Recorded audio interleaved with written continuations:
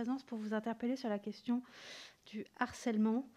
Alors, on peut parler de sextorsion, de revenge porn, de compte ficha, de slut-shaming, autant de termes barbares qui traduisent une réalité qui est inquiétante et qui touche de plus en plus de nos jeunes, des enfants, des adolescentes et adolescents, des jeunes adultes, des adultes, bref, toute la société, avec une inquiétude particulière pour ce qui est de la jeunesse.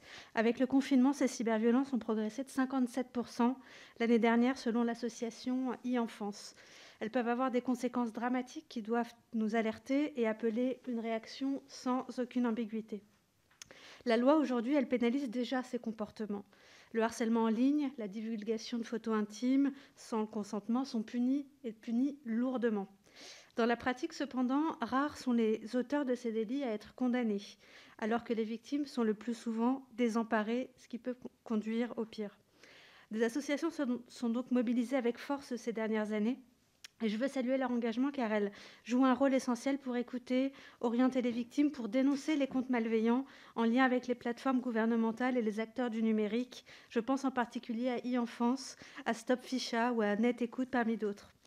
Ces acteurs pointent d'une voix des enjeux que je crois essentiels et sur lesquels je voudrais attirer votre attention, Monsieur le Ministre. Premièrement, il faut renforcer la prévention auprès des jeunes, mais aussi auprès des adultes. Il paraît indispensable de renforcer l'éducation au numérique, mais aussi aux enjeux de la vie sexuelle et affective. Nos forces de l'ordre, elles aussi, doivent s'emparer de ces enjeux pour mieux accueillir et accompagner les victimes quand elles se présentent à elles. Deuxièmement, nous devons faire mieux en matière de modération des contenus. Souvent, quand les contenus illicites sont retirés, le mal est déjà fait.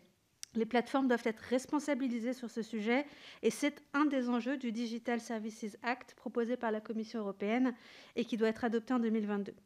Voilà, Monsieur le Ministre, la situation est grave et je voudrais profiter de votre présence aujourd'hui pour que vous puissiez rappeler les dispositifs qui sont mis en place à destination des victimes et des jeunes et nous éclairer sur les actions que compte mener le gouvernement pour mieux protéger notre jeunesse face aux dangers des réseaux qui parfois peuvent conduire au pire.